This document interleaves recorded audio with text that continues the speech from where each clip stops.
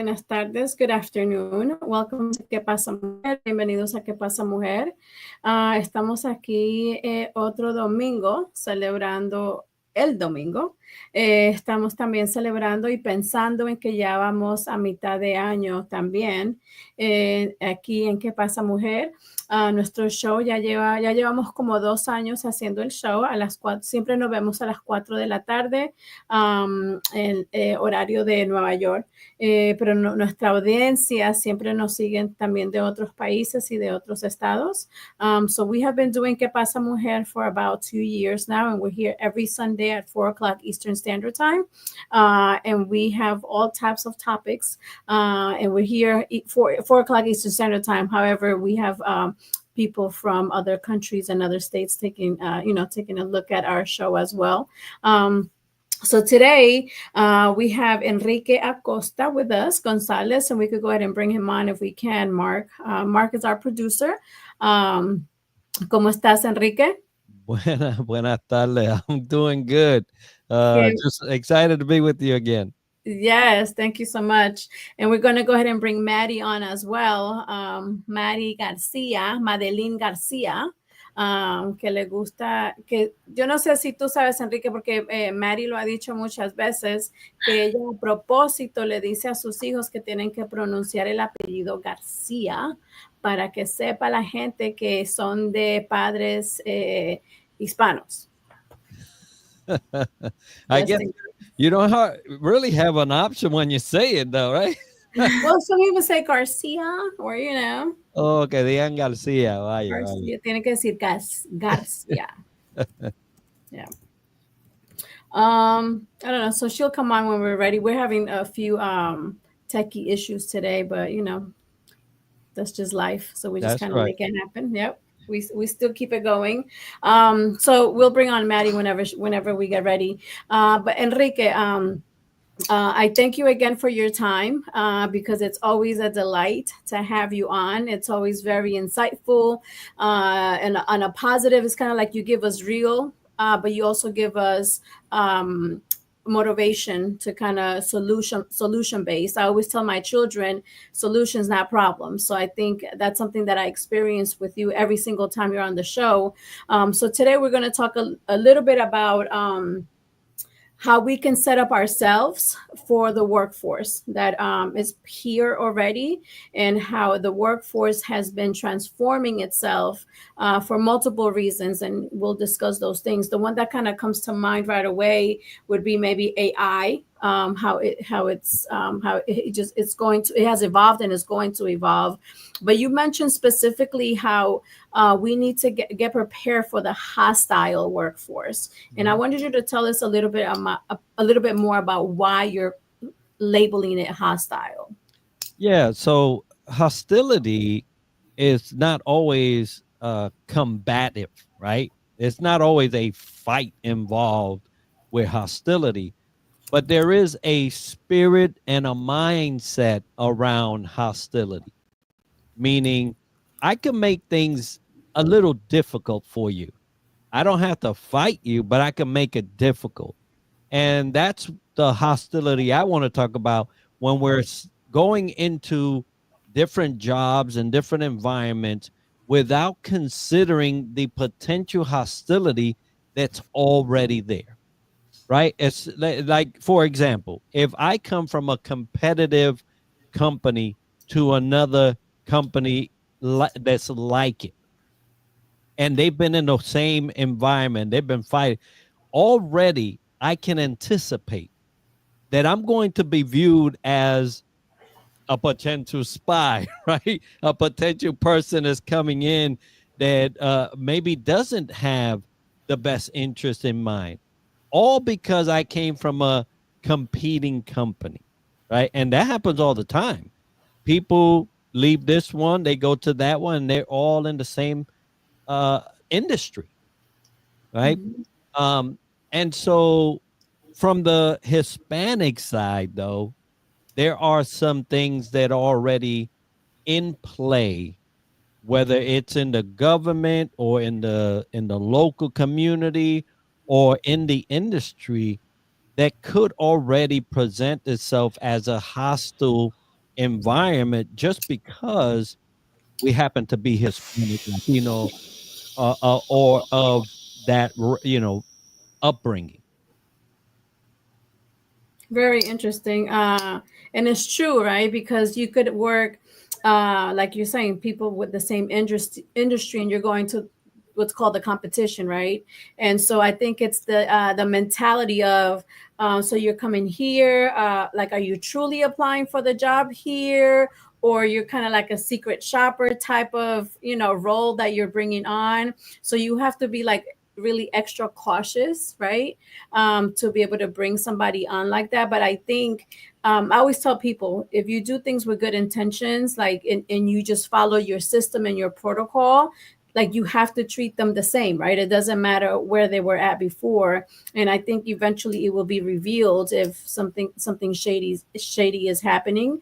And it's just like we've talked about it even on a marketing concept, where organizations or just people are always going to have haters, right?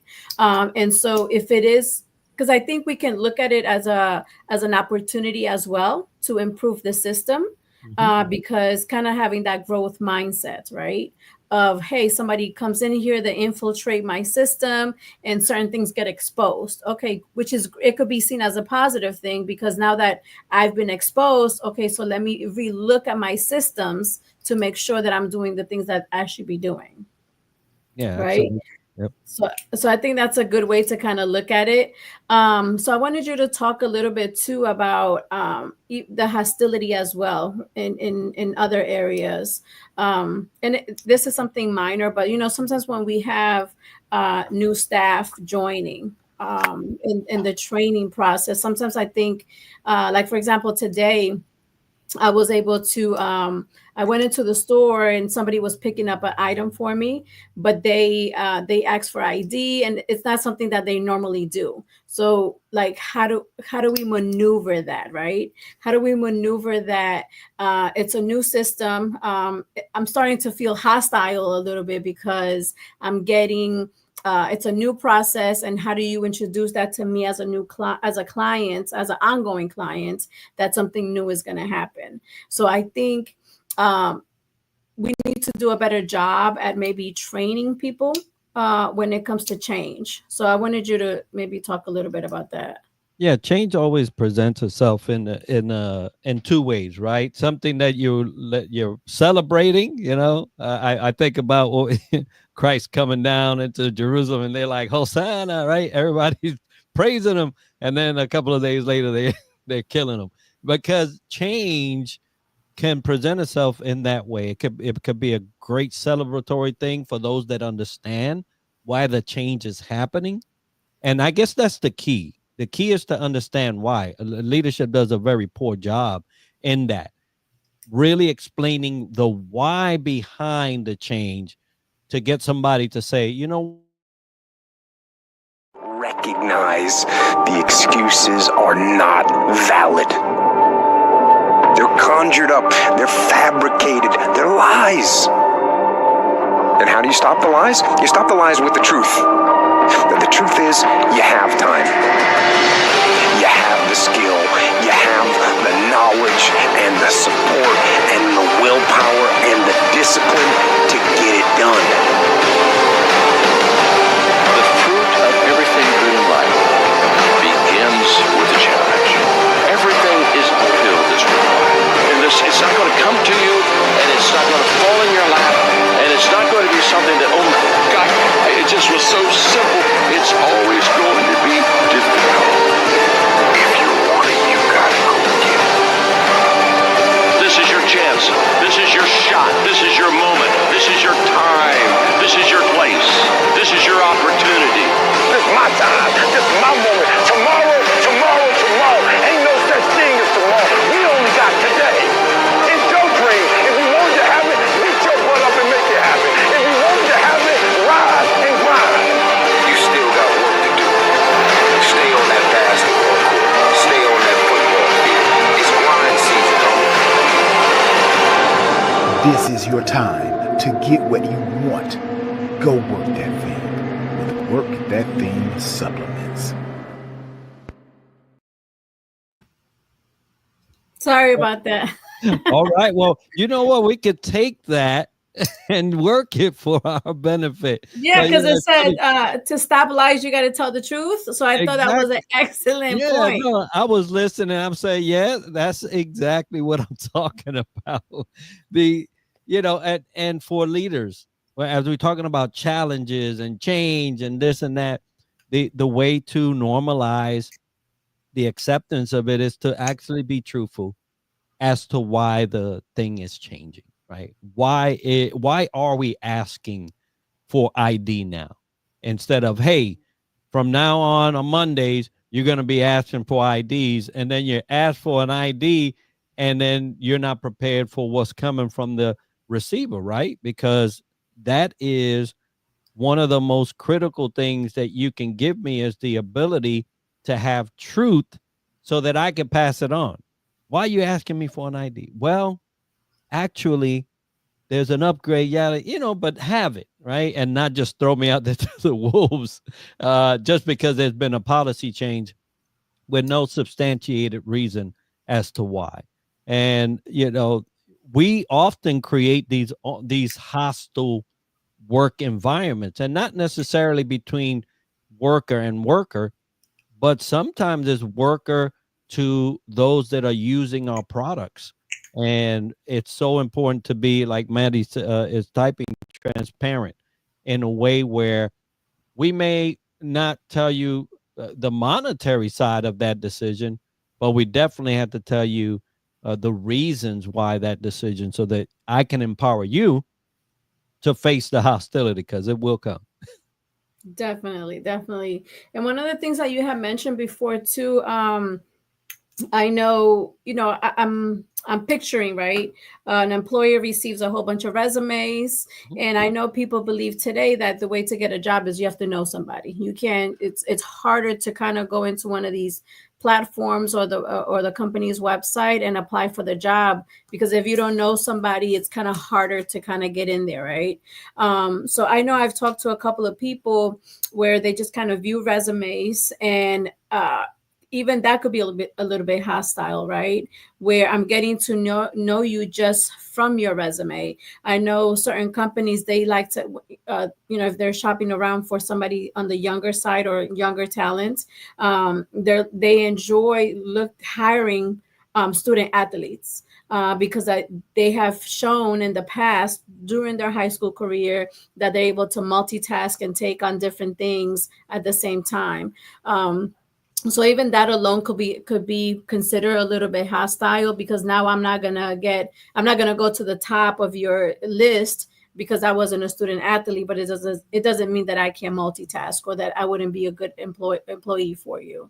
So I think it's I don't know, what would you recommend to alleviate the hostility a little bit when it comes to people's talents? Well, we can't do something about things that we can't control, right? If we can't control these actions of biases or, poor hiring practices, because I could be an athlete and be a drug addict.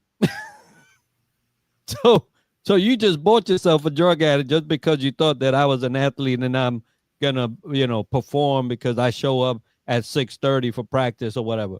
No, you gotta be careful what you ask for, right? Um, so how we can position ourselves is, number one, understand that you cannot control some things, and those things that you can't, well, then don't worry about them, because you're just gonna add to you. And so, another thing that you need to at least consider is that in everything you have to put your best foot forward. So if you're not doing that, which is something you can control, then you should start worrying about that you may not make it to the top of the list. Because I'll tell you, Viviana, when I was looking at, and this was before the system would take all of them and kind of give me spit off or whatever, when I would look at resumes, the very first thing I would look at is completeness. If your resume, which is a piece of paper, it was not complete and I wasn't even looking at accuracy yet. If you skip blocks and you didn't fill up things and you didn't explain, that was the first strike. A very simple clerical effort from the applicant was the first impression I ever got. And when I looked at that, they kind of like, just put things together and just threw it out there to see if it'll bite. I would say, okay, next. Because if you had that work ethic on something that you could control, what kind of work ethic would I be expecting at the work site where a lot of things you can't control? So, these are things that I always suggest people to consider. Are you putting your best foot forward on the things that you can control? From there, you can build on, but that's the very first thing you got to look Yeah, at. and that's an excellent point, and I'd say you have to do nothing else but that. Just make sure that you're thorough. Just make sure you're thorough in the parts that you're able to control. I say that to people all the time. Like, do you stay in your lane, because the only person you can control is you. So like you're saying, be thorough about doing your homework on the company that you're applying for. Kind of use the same verbiage that they use. It's almost like, I think in today's world, you have to, if you don't know anybody in the organization, you have to really do your homework. I remember reading a business book. I think it was called Let It Rain or something like that. And it was talking about how you need to fall in love with your client, right? So as an entrepreneur, I need to fall in love with my clients. But I think as you're seeking for jobs, in thinking about hostility, right? Let me fall in love with this potential company that I'm going to apply for. Let me look at their website. Let me look at their social media. Let me find out what they're doing. Do they offer scholarships? Do they, just know that profile of that company, and like really connect with them so that you know everything about them. And one thing that I tell young people all the time, the type of worker that you are doesn't start when you start applying for jobs. It starts from when you're in school and you're being thorough with your assignments or the groups that you're a part of, whether you have leadership roles within those groups or your volunteer work. So it's not something that is just going to get turned on as soon as you start applying for jobs. It really becomes you and who you are. Like, are you born with it, or did you truly make impact to yourself to become this person for you to be able to persevere? I was watching, I don't watch a lot of TV, but I was watching this reality show. I don't even remember the name, but it's about teenage girls that are in the criminal system. And so one of the girls, she really took on a leadership role.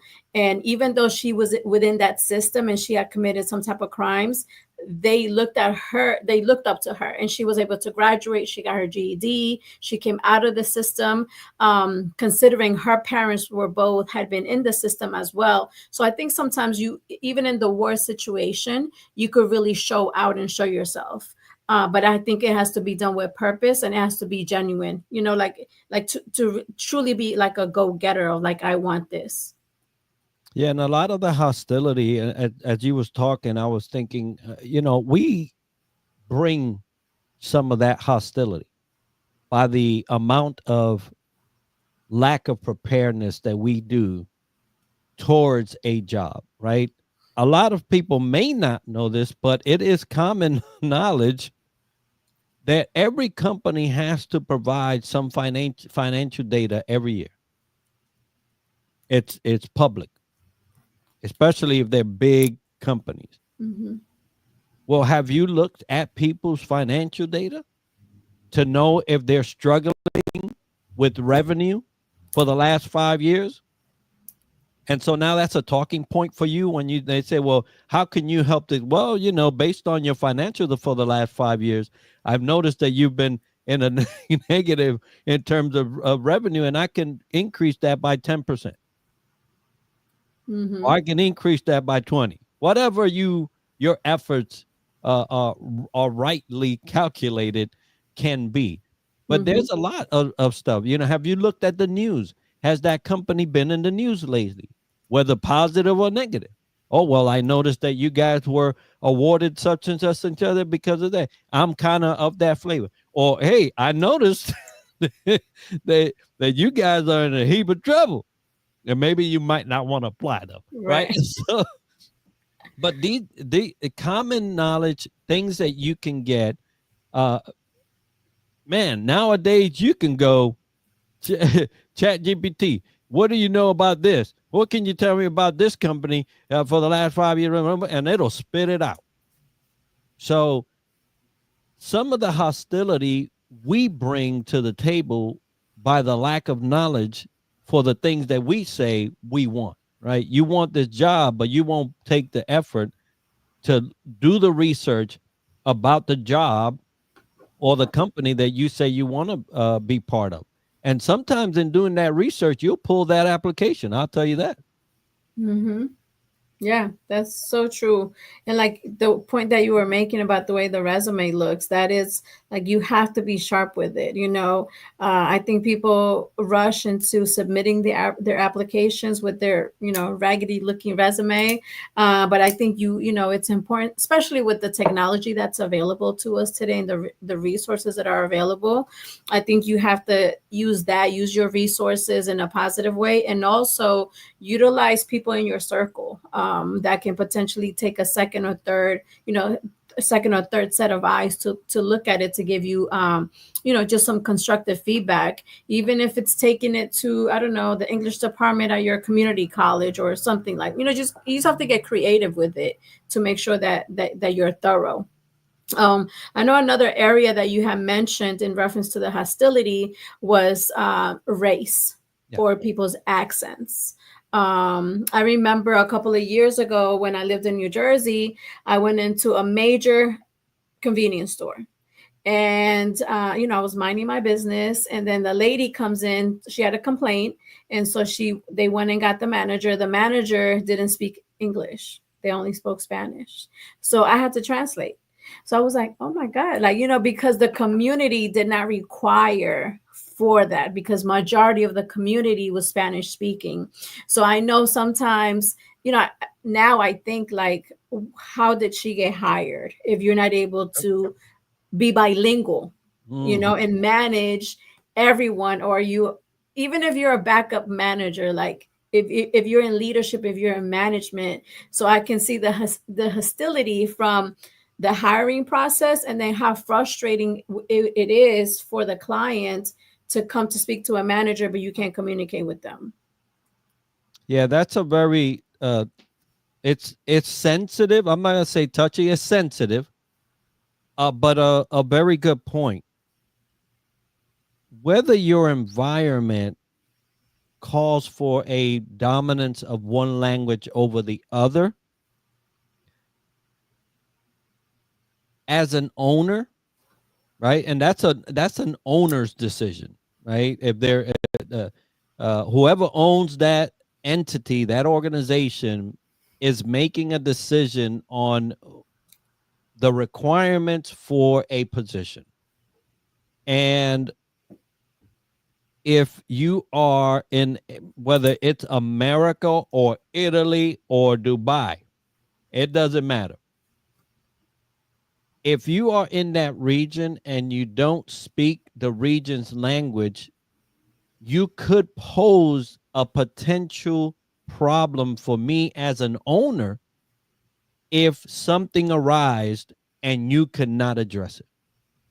So the owner has to set those standards.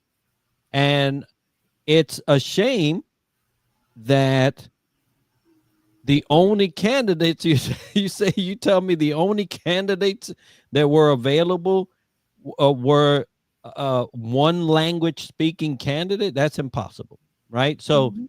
I put that on the owner to set Mhm. that requirement to the point where my business will not falter or find itself in a bad predicament because I put someone in leadership that was not able to address the totality of my community. And that includes whether it's the local language of the community and the external, right? So that's one thing that leaders need to kind of consider when you're putting these PDs together, especially for positions like manager or leader or shift manager or things like that. Now, from the person, hey, they just got the job, right? Hey, if I got it without that necessity, and this, Viviana, is one of the reasons why we find ourselves a lot in hostility, is because I'm sure they had an employee that spoke both languages. Right. And they could have been a better fit. So, there's a lot of things like that that happen that from the owner's perspective, they create the hostility. They create the environment where others are now feeling that the things that make them better are not even considered because of, for whatever reason, that person was put there, right? Whether they were from the same country or they were they favored that language over the other. However, whatever it was, that decision was made. But now you've also have to consider that you are creating an environment where some of the employees may feel like they don't want to be there. Mm-hmm. Yeah, that's very good points. What about the hostility that comes after you're already working for the company and new hostilities come into place, either change of leadership, change of policies, even just change of your actual coworkers? How do we manage those? What are some things that can come up? Yeah, some hostilities won't be evident right after that interview, right? You're gonna have to get in there, and I'll tell you that companies and organizations like to hide their issues, right? And so you won't find out till after you're in it. And I see that a lot. Folks will say, at first it was so nice, you know, they met you at the door. They got, the interviews were pleasant every time, there was a bottle of water. Yeah. All the setup, right? The whole setup for a good interview. And the experience was wonderful. And then Monday morning came. That's what I call the Monday morning effect, right? The Monday morning after you are hired and you got to show up. Then you figure that these guys have a bochinche problem, right? There's a lot of gossip in this company, or there are people that are stealing from the company, right? They steal in time. They leave early all the time. And then their car, so, and maybe that's not your work ethic. And now you're challenged because now people that are leaving and you're staying. And then now you got to decide whether you want to cover for them or not. So these are things that happen afterwards. Yay, look at here. And so these morning, hey, welcome. Monday morning effects are things you cannot control, right? So what do? You have to consider whether these Monday morning effects are worth staying, or are you going to start looking? I tell you, there's people that come Monday and Tuesday they're applying. It happens. It happens. It doesn't have to take long. You're like, hey, no, I can't be around all these people gossiping all the time. So what happens when I'm not here? They're gonna be talking about me, right? And so, or something even worse, right? I was at a place that they didn't frown too much on inappropriate comments, and I'm one to slap the taste out your mouth if you come crazy, right? And so I was like, well, no, that's definitely something I can't be around. And I had to look elsewhere. And so, what can you control, what you can't control, and what are you willing to or not willing to accept, all for the dollar. And that's where it really, really should sober you. All I'm doing all of this and I'm putting up with all of this for a piece of paper.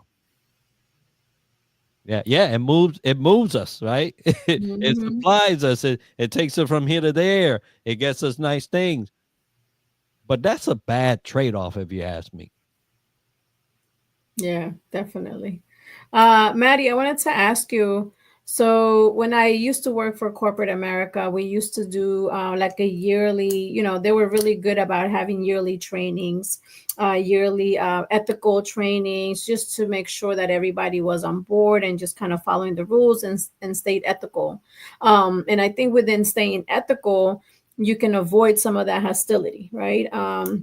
Because it creates that transparency that Maddie was mentioning earlier of like, so there is no second guessing, there's no assuming, oh, I thought, or the whole, my perception or your perception of how to do things, but to really follow the company's standards.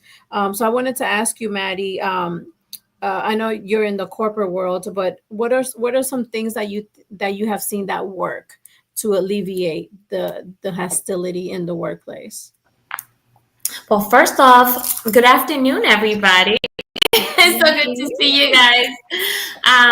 Yeah, so I think, like we keep saying, communication, transparency is gonna be the key. I think communication it's huge because we can't read minds, so you're around people, and like we have a saying in Spanish, cada cabeza es un mundo, every head is a different world. So unless you talk and you kind of see where the world that everybody lives in, you can't understand or relate. So I think communication is very important, and that's one of the things I think with how technology is moving and this new generation, everything is becoming more virtual. So it's like, we have a lot more virtual training. Everything is like computer based training and things of that nature. And we're getting away from that, like group training or in-person training. And I think we can learn so much from those things. And I think,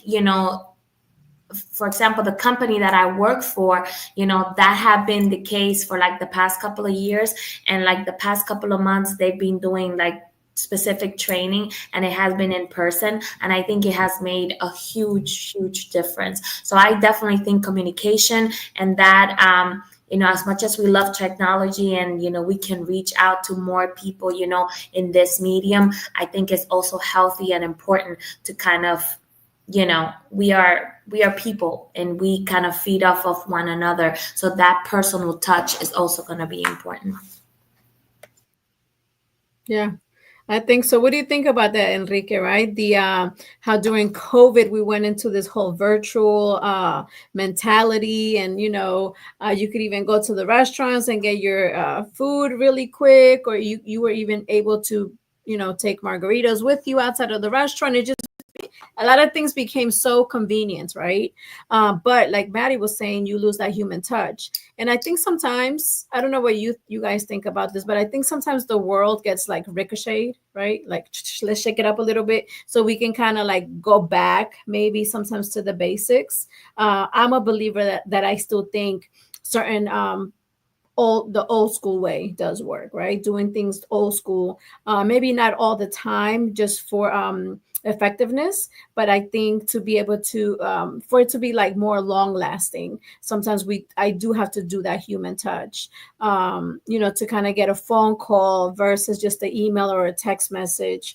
I think it's very necessary to set you apart, to make sure that it sticks a little bit longer. Yeah, well, they call it the human touch for a reason, right? Because you can't touch virtually. And but before I get into that, I just noticed Maddie was drinking out of a cup. It's pretty nice little cup you got there. I'm gonna have to get me one. But so the human touch, I think that most of the hostility that we see in all areas is because we've lost the human touch. And by that, I mean it's the heart centered approach to another person. If you treat people as objects, you'll never get the totality of what they can bring, right? That whole world that they are enveloped in. And a lot of those worlds you don't want to, bring them out the genie box bottle, right? But there are a lot of there's a lot of goodness in people, and we have learned to treat people as commodity versus as what they are, which is the lifeblood of this world. This world would not be moving as it is internally, right? Not the physics and dynamics around it, but internally it wouldn't be moving without people. So uh, God took the time to make people, so we're pretty important. But when we treat each other outside of that human touch aspect, we lose the beauty of what life was made to give us. And we can't help each other. Right now, there's a pretty scary thing going on, globally. It's not just one. There are other things happening on the other sides of the world, and they look similar, you know, like regional takeovers, destructions of property. All these things are happening because we learned how to treat each other outside of the human touch. Mhm. Very, very needed. I don't think I mentioned it last show, but a couple of weeks ago, I have a student that is a teenager, 17, 18 years old. And they had a little personal situation. Somebody had sent a text message that made him feel some type of way. So he went on ChatGPT and like pasted the text message and asked ChatGPT how they should respond to the person. Mm. And so I ended up seeing the whole thread of the conversation, because ChatGPT will conversate with you, like go Yeah. back and forth. And do you want more of this? Do you want Mhm. this? Like So that answer. it was really like a conversation, like going on between the person and ChatGPT. And I was astonished, to be honest with you, right? Because I use ChatGPT, but I use it for my business, right? I have never gone to ChatGPT to ask anything about my social life or my emotional mental state or anything like that. But I can see why it's happening, because also, and that's what we have to be so careful and so involved as adults when we have young people in our lives. They don't even have to be our biological children, but just be in tune with young people, because they are really going to get wrapped around this chaos. I call it chaos because it's the completely opposite of human touch, and they're truly relying on technology to give them emotional stability, feedback. And so it made me think, when I saw that thread between the student and ChatGPT, it made me also think about I had seen a TikTok video where they were telling you how you can upload like a picture of you and your mate. You can upload the picture to ChatGPT and it will read your body language, it'll read your facial expressions, and it'll tell you how you feel about the other person that's in the picture with you, and vice versa, and how the relationship is going. I'm like, what are we doing, guys? Talk about hostility, right? Because it becomes so unrealistic, right? But our young people are being exposed to this, and they think that because it's there, it's real. And they're applying for jobs. Yeah. But if you think about it, you just mentioned that you use that for your business. So if you're talking to a young person, the young person is going to say, okay, this is your livelihood. This is your business. This is how you make money. And you trust this thing to give you advice on your business. Why shouldn't I trust it to give me advice in my life? You know what I'm We use saying? it as a resource. It's a resource. It's not the almighty answer. I understand, but it Yeah. comes you having that conversation with that young person and explaining. And that's what I'm saying. That's where the disconnect is, Yeah. that, our littles, our young people are being exposed to one side of the equation and not the full equation. So they cannot understand, or they start making judgment calls based on that one side of the situations. So again, I always say, I will always say, it's so important for us to educate ourselves. Again, always thankful for this platform to be able to have these conversations and kind of be able to talk about things that people might not talk about every day. So educate, educate, educate. Mm-hmm. Yeah, and I think just be in tune and like I think we got to do a better job getting involved. Just having conversations, because I know that technology is great, but it's also getting in the way of that human touch, because we might be in the car and everybody's on their cell phone and nobody's talking to each other. The same thing at the dinner table, or people are having dinner in their respective bedrooms, instead of having a meal together, for you to be able to have that opportunity to have those conversations. And I think it's just crucial in preparation for workforce, because the way that you behave at home, it gives you a good indication of what the type of worker you're going to be when you join the workforce with the rest of us. Sure. Let me ask you, Enrique, talking about this and how that part of like the workforce, when you go out, having said that, when you go out to have an interview, do you think those are questions that the person that is trying to get hired can ask about or should ask about, like the work environment and things of that nature?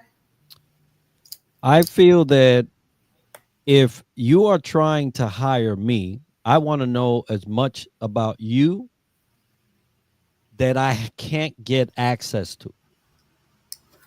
So a lot of those things are in digital form. Go get somebody that's going to leave a job. See if they're not going to tell you all the goods on one of these sites. Oh yeah. So there's a lot that you can actually pull from an organization prior to you going there for an interview. Now, I don't think that there's any organization that's going to say, yep, aquí tenemos como cinco chismosas. Yep. Nobody's going to tell you, yeah, we got 5 busybodies here. No, they're not. You're going to get that Monday surprise, right? But what you can do is be smart about your questioning. Because most time they say, hey, this went well. Do you have any questions for us? Why, yes, I do. Yes, I do, actually. I got 3 questions, or I got whatever, right? Let's say I'm being hired for this, or I'm being a potential hire for this leadership position. Let's say this scenario shows up. How are you prepared to back me up as a leader in that scenario?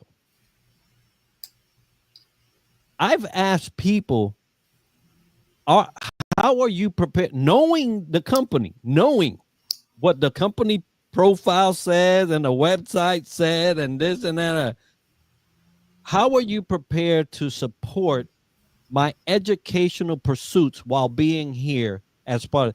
They could not tell me. And I said, well, that's interesting, because your website says that you guys value that.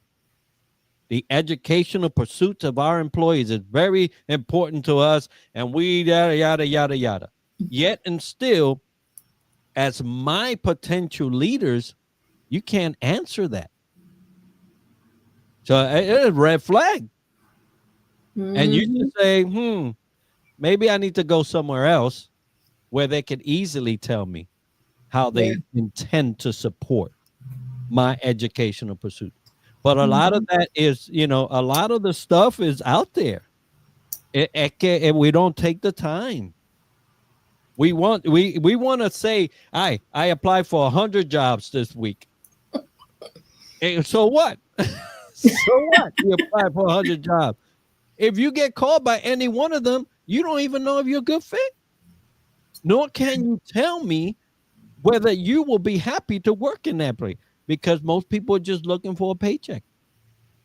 And they got to be honest, right? Stop faking it. Be honest. But I'll tell you what, my resume is my representation on paper of my value to a company. Not every company will get that. So you have to be sure about what you are and who you are, what you bring to a table, because you can't work at every table. Just get that right. You can't work at every table. Not everybody. You can't just throw 100. You shouldn't want to. Yeah, exactly. But that's because people don't know their value. And so if I'm going to take my precious time to invest in an application process, you are definitely on the top of my list, because everybody else ain't getting that.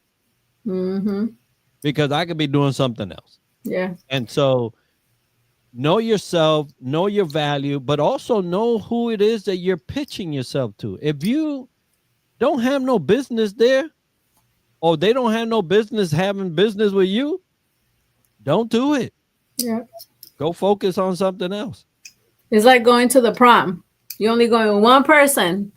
Only 3 people are going to get interviewed. The top of the top. But there's going to be those that just open the door and here comes God's gift. Right? You're going to be dancing by yourself. Yeah. Oh my God. I love your t-shirt, by the way, Enrique. I wore it just for today. Yeah. Me encanta, me encanta. We're definitely gonna have, our time is up, but we're definitely gonna have to, we love having you. This is a very impactful topic. It doesn't get old, because people are always looking for jobs. People are always graduating from high school. People are evolving, going to school, getting different certifications, degrees, whatever they're doing. So we just want to kind of keep the message going that you want to, like Enrique said, put your best foot forward, and they get to experience you more, right? That should be the mentality. This company gets to experience me versus the other way. So really show out with your resume, with your follow-up, and just be thorough with it. So I think that's like the big message here. And stay in tune with the things that you're able to control. Because if you can't control it, then there's nothing we could do. But again, we appreciate your time, and we always have a good time with you, Enrique. I appreciate that. Maddie, we're ready for your poem. But I'm not. No, I'm just kidding. No, definitely. Thank you, Enrique, for being, with us, and for expanding the conversation that needs to be had. I just want to add that sometimes, one of the things that I talk to my young ones always is, when we're looking for a job, I think this generation is very focused on what can I get today instead of what's the full picture, what's going to be in it for me tomorrow? Can I grow here? What else can happen? No, we just want to get this paycheck today. So it's important to look at the full picture. I think, of course, every time we start the program, I have like no clue what I'm going to read. So I think, one of the things that I always, think about, and the reason why I wrote my book, again, A Vision of She. Let's see, this way. Okay, A Vision of She. It's because I think about things that I wish that someone would have told me when I was younger. So I think I'm going to read this one. It says 10 things I would tell my younger self. 1, believe you can. You will be surprised by the strength you will display when nothing goes right. When it all crumbles and you must put it all together, you will shine. There's fire in your eyes. 2, you will not break. A woman's will is elastic and it stretches until it fits right. At times, it will be tight, but like your favorite dress, you will wear it with pride. You will learn to dance in the rain with tears and a smile on your face. 3, you will not drown. Life can feel like an ocean pulling you down and keep you fighting the waves until you learn that 60% of your body is water. You will have all you need to find your way. 4, you are the past. The personified dream of the ancestors had, the give and take, the pride and pain, the sacrifices they made come full circle with you. 5, you are the future. Not one race, but a collection of them, unified. Though we are all the same, though you will knock me down, and like Maya, you will always rise. Remember, there's fire in your eyes. 6, respect yourself. Your body is a temple with your own religion. Only you decide who is worth bathing in your holy waters, heaven. It's okay if you don't get it, if you don't get there the first time. 7, you are loved. Regardless of who breaks your heart, there are those who will always have your back. Not always your favorite people, but the ones who are there no matter what. 8, you are enough. Not everyone will appreciate what you bring to the table. Don't be afraid to ask. You deserve a full meal, never settle for a snack. 9, you are beautiful. You will understand what that means when you stop looking for yourself in others and start to focus within. 10, you will be okay. When it doesn't feel like it, continue reading. Read this again.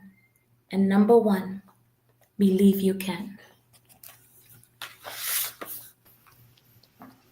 Thank you, Maddie.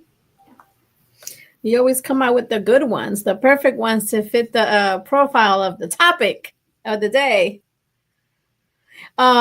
Before we go, Maddie, can you give us an update on your competition?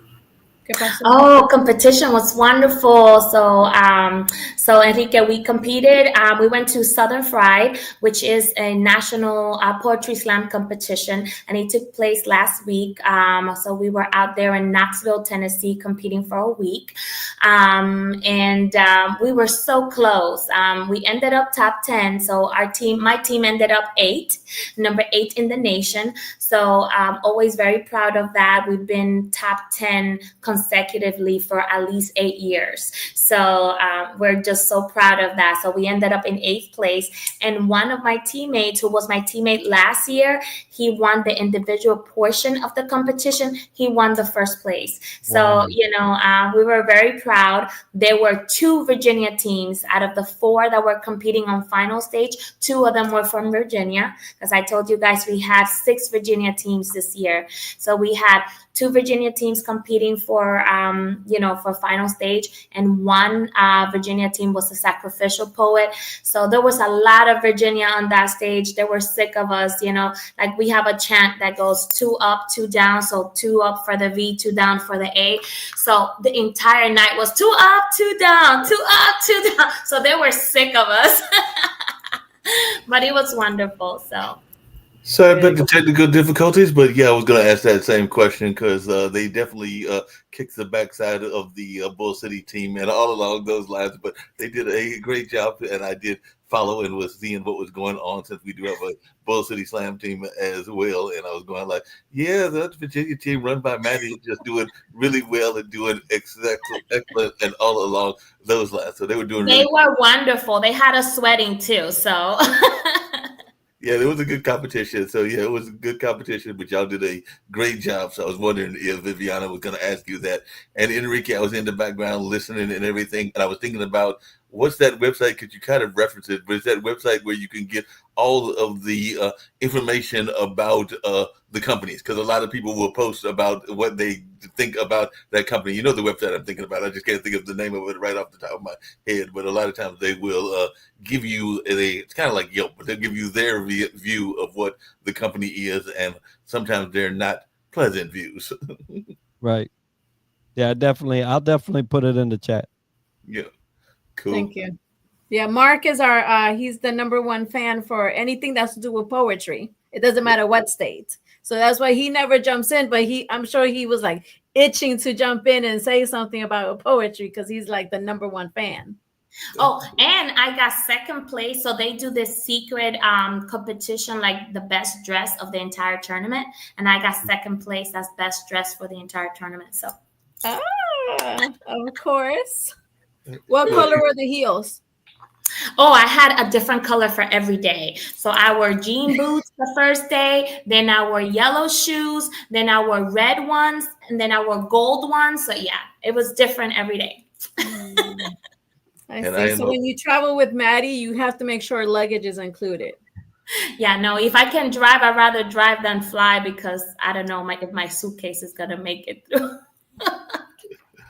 Cool.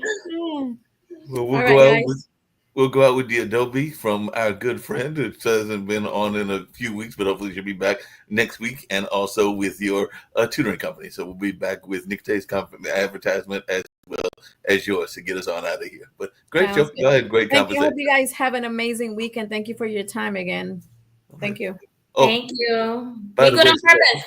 Since I've got both of y'all on, and since I got Enrique, the one thing that was good, and I just wanted to share with y'all, on Friday, I went to a nice New Orleans restaurant. It was with Dad, and the reason that we were hanging out was because Dad's other half celebrating his birthday. So on this past Friday, Dad turned the big 85. So he's an artist, and he is still out there and still very active in life, but he is 85. So it was me, my brother, my two nephews, as I don't have any kids of my own, my brother's girlfriend and her two kids, and then, of course, my dad's lady love and everything. But we went to this very nice New Orleans restaurant here in Durham and had a wonderful time celebrating Dad's 85 years. Wow, very good. I love it. Living life to the fullest. Oh, totally. He's definitely doing that. Love Get on out of here. But, yeah, it's always good when we can celebrate the elderly. All right. Sounds good. Thank you, Enrique. Bye, Maddie. All right. Guys. Bye. Bye-bye. Whether you're a seasoned designer, dabbler, or just starting out, this course is for you.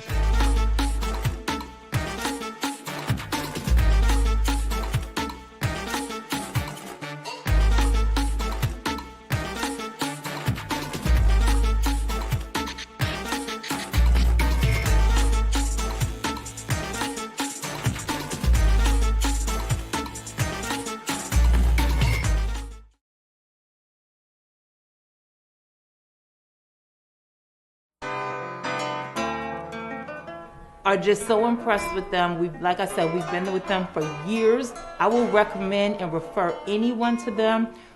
We stand by A+ academics. They're the best. A+ tutorial really did help me with all my grades. They all went up when I came to this place. And I would say I recommend this school to everyone.